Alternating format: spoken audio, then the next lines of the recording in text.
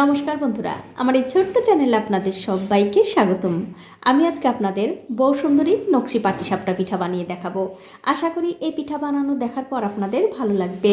তো নকশি পাটিসাপটা পিঠা বানাবার জন্য দেখতে পাচ্ছেন আমি আগে থেকেই গোবিন্দভোগ চাল ভিজিয়ে রেখেছিলাম। চালগুলো কিন্তু খুব ভালোভাবে ভিজে গেছে। এখন এই চালগুলো আমি একটা মিক্সিতে দিয়ে খুব ভালো করে বেটে নেব। তবে বন্ধুরা, আপনারা কিন্তু যে কোনো আতপ চাল দিয়ে এই পিঠাটা বানাতে পারবেন। আর চালগুলো যখন আপনারা বাটবেন তখন কিন্তু অবশ্যই এর মধ্যে সামান্য একটু জল দিয়ে বেটে নেবেন। তো এই দেখুন, চাল কিন্তু খুব ভালো করে বেটে নিয়েছি। এখন এর মধ্যে দিয়ে দিচ্ছি স্বাদ মতো নুন, মিষ্টির জন্য চিনি, 2 চামচ ময়দা। তারপর এর মধ্যে কুসুম কুসুম গরম দুধ দিয়ে খুব সুন্দর একটা ব্যাটার তৈরি করে নিতে হবে। আর আমার এই ছোট্ট চ্যানেলটি যারা সাবস্ক্রাইব করেছেন তাদেরকে অনেক ধন্যবাদ, আর যারা সাবস্ক্রাইব করেননি তাদেরকে সাবস্ক্রাইব করে নেওয়ার অনুরোধ রইল। তো এই দেখুন, সব কিছু মিশিয়ে কিন্তু খুব সুন্দর একটা ব্যাটার তৈরি করে নিয়েছি। তবে বন্ধুরা, এই ব্যাটারটা তৈরি করার সময় যদি দেখেন এই ব্যাটারটা পাতলা হয়ে গেছে, তাহলে কিন্তু এর মধ্যে আরও একটু ময়দা দিয়ে এই ব্যাটারটা ঠিক এরকম ঘনত্বের তৈরি করে নেবেন। দেখুন, এই ব্যাটারটা কিন্তু হয়ে গেছে। এখন আমি এটা একপাশে রেখে দিচ্ছি। এখন একটা কড়াইতে দিয়ে দিচ্ছি 1 কাপ তিল। তারপর গ্যাসের ফ্লেমটা লো টু মিডিয়ামে রেখে এই তিলগুলো খুব ভালো করে ভেজে নিতে হবে। তো এই দেখুন, তিলগুলো কিন্তু আমি খুব ভালো করে ভেজে নিয়েছি। এখন আমি গ্যাসের ফ্লেমটা বন্ধ করে দিয়ে এই তিলগুলো একটুখানি ঠান্ডা করে গুঁড়ো করে নেব। এখন একটা কড়াইতে দিয়ে দিচ্ছি একটুখানি দুধ। এবারে এই দুধটা একটু ভালো করে জাল দিয়ে নিতে হবে। তো এই দেখুন, দুধ কিন্তু খুব ভালো করে জাল হয়ে গেছে। এখন এর মধ্যে দিয়ে দিচ্ছি খেজুরের গুড়। তারপর গুড় দিয়েও এই দুধটা আবারও একটু ভালো করে জাল দিয়ে নিতে হবে। তো গুড় দিয়েও কিন্তু এই দুধটা আমি আবারও খুব ভালো করে জাল দিয়ে নিয়েছি। এখন আমি এর মধ্যে দিয়ে দিচ্ছি আগে থেকে ভেজে রাখা তিল। আর তিলগুলো কিন্তু আমি খুব ভালো করে মিক্সিতে গুঁড়ো করে নিয়েছি। এবারে গ্যাসের ফ্লেমটা একদম লোতে রেখে এই তিলটা দুধের সঙ্গে একটু রান্না করে নিতে হবে।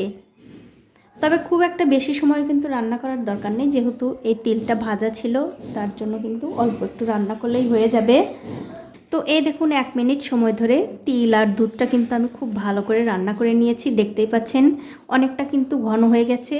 তবে আমি এই ক্ষীরটা যাতে এই খিরসাটা যাতে আরও একটু ঘন হয়, তার জন্য দিয়ে দিলাম ওই যে আমি পাটিসাপটার ব্যাটারটা করে রেখেছি, সেই 1 হাতা ব্যাটার আমি দিয়ে দিলাম। তারপর খুব ভালো করে এই দুধ আর তিলের সঙ্গে মিশিয়ে নিতে হবে। এরকম করে মিশিয়ে নিলেই কিন্তু খুব সুন্দর একটা খিরসা তৈরি হয়ে যাবে।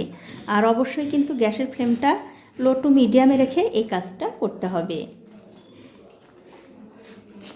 তো এই দেখুন, খিরসাটা কিন্তু আমি খুব ভালো করে রান্না করে নিয়েছি। দেখতেই পাচ্ছেন খিরসাটা কিন্তু অনেকটা ঘন হয়ে গেছে। এর চেয়ে আর বেশি ঘন করার দরকার নেই। এখন আমি গ্যাসের ফ্লেমটা বন্ধ করে দিয়ে এই খিরসাটা একটু ঠান্ডা করে নেব। এবারে যে ব্যাটারটা আমি বানিয়ে রেখেছিলাম, সেখান থেকে 2 হাতা ব্যাটার আমি অন্য একটা বাটিতে নিয়ে নিচ্ছি। তারপর এর মধ্যে দিয়ে দেব সামান্য একটু ফুড কালার। এবারে ফুড কালারের সঙ্গে এই ব্যাটারটা খুব ভালো করে মিশিয়ে নিতে হবে। আপনাদের ঘরে যদি ফুড কালার না থাকে, সেক্ষেত্রে কিন্তু আপনারা একটু হলুদের গুঁড়ো দিয়েও এই কাজটা করতে পারবেন। তো এই দেখুন, ফুড কালারের সঙ্গে কিন্তু ব্যাটারটা খুব ভালো করে মেশানো হয়ে গেছে।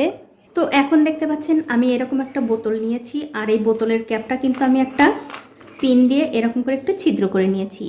আর দেখতেই পাচ্ছেন আমি একটু উঁচু করে দিয়েছি, একটা পিন গরম করে এরকম করলেই কিন্তু এরকম একটা ছিদ্রযুক্ত ক্যাপ পেয়ে যাবেন। এবারে যে রঙিন ব্যাটারটা আমি তৈরি করেছি, এই ব্যাটারটা এই বোতলের মধ্যে ভরে নিতে হবে। তো এই দেখুন, সবটুকু ব্যাটার কিন্তু আমি বোতলের মধ্যে ভরে নিলাম। এবারে মুখটা খুব ভালো করে বন্ধ করে দিয়ে আমি পিঠাগুলো এখন ভেজে নেব। তো এখন আমি পিঠাগুলো ভেজে নেব। তার জন্য দেখতে পাচ্ছেন একটা তাওয়া গরম করতে দিয়েছি। তাওয়াটা যখন হালকা একটু গরম হয়ে যাবে, তখন এই তাওয়ার মধ্যে দিয়ে দিতে হবে একটু সাদা তেল। তো এই দেখুন, তেলটা কিন্তু আমি তাওয়ার মধ্যে খুব ভালো করে ব্রাশ করে দিয়ে দিলাম। এবারে গ্যাসের ফ্লেমটা একদম লোতে রেখে এই যে আমি বোতলে ব্যাটারটা ভরে রেখেছি, এখান থেকে এই ব্যাটারটা খুব সাবধানে তাওয়ার মধ্যে দিয়ে দিতে হবে। আর এরকম করে দিলেই দেখবেন খুব সুন্দর একটা পিঠার ডিজাইন হয়ে যাবে। দেখুন, এখন আমি কিছুক্ষণ অপেক্ষা করব এই ব্যাটারের উপরে শুকিয়ে আসার জন্য। তো এই দেখুন, ব্যাটারের উপরে কিন্তু খুব ভালোভাবে শুকিয়ে গেছে।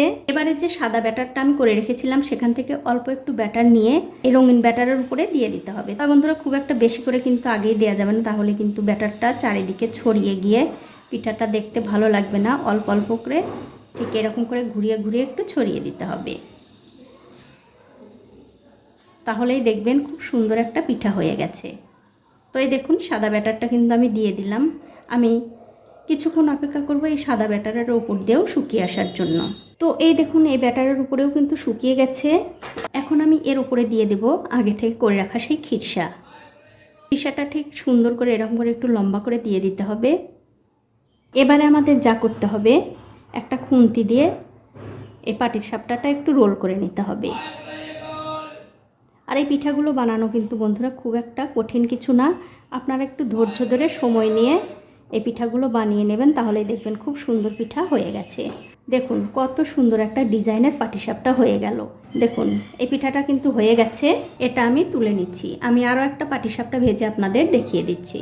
তো তাওয়ার মধ্যে কিন্তু আমি আবারও একটু তেল দিয়েছি, তারপর আবারও সেই রঙিন ব্যাটারটা এরকম করে একটু ঘুরিয়ে ঘুরিয়ে তাওয়ার মধ্যে দিয়ে দেব।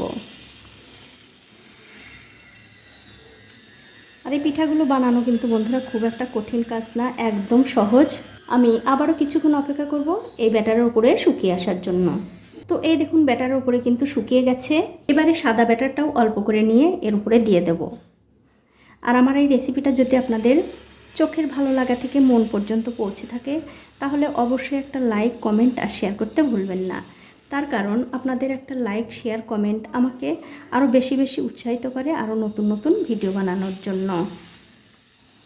আর অবশ্যই শেয়ার করবেন আপনার বন্ধুদের সাথে, যাতে তারাও এই রঙিন পাটিসাপটা বানানোর বিষয়ে জানতে পারে এবং শিখতে পারে। তো এই দেখুন এই ব্যাটারটাও কিন্তু আমি খুব ভালো করে দিয়ে দিলাম। এখন আমি কিছুক্ষণ অপেক্ষা করব এর উপরেও শুকিয়ে আসার জন্য। তো এই দেখুন এই ব্যাটারের উপরেও কিন্তু খুব ভালোভাবে শুকিয়ে গেছে। এর মধ্যে দিয়ে দিলাম আমি আগে থেকে বানিয়ে রাখা সেই খিরসাটা। আর যতক্ষণ আপনারা এই পিঠাগুলো ভাজবেন ততক্ষণ কিন্তু বন্ধুরা গ্যাসের ফ্লেমটা একদম লোতে রাখতে হবে। তো দেখুন খিরসাটা কিন্তু আমি খুব ভালো করে দিয়ে দিলাম। এখন আমি একটা খুন্তি দিয়ে সেই আগেরটার মতো করে এরকম করে একটু রোল করে নেব। আর দেখুন কত সুন্দরভাবে কিন্তু পিঠাগুলো তাওয়া থেকে ছেড়ে আসছে। তো দেখুন এই পিঠাটাও কিন্তু হয়ে গেছে, এটাও আমি তুলে নিচ্ছি। আর ঠিক এই একই রকম করে কিন্তু সবগুলো পিঠাই বানিয়ে নিতে হবে। তো এই দেখুন বন্ধুরা এক এক করে কিন্তু আমি সবগুলো পাটিসাপটাই ভেজে নিয়েছি। আর দেখতেই পাচ্ছেন দেখতে কিন্তু কত সুন্দর লাগছে। আর এই পিঠাগুলো যে দেখতেই শুধু সুন্দর তা কিন্তু নয়, খেতেও কিন্তু দারুণ হয়। আপনাদের একটা ছিঁড়েও দেখাচ্ছি, দেখুন কতটা সুন্দর, একদম নরম তুলতুলে। তো বন্ধুরা আমার আজকের এই পাটিসাপটার রেসিপিটা আপনাদের কেমন লেগেছে?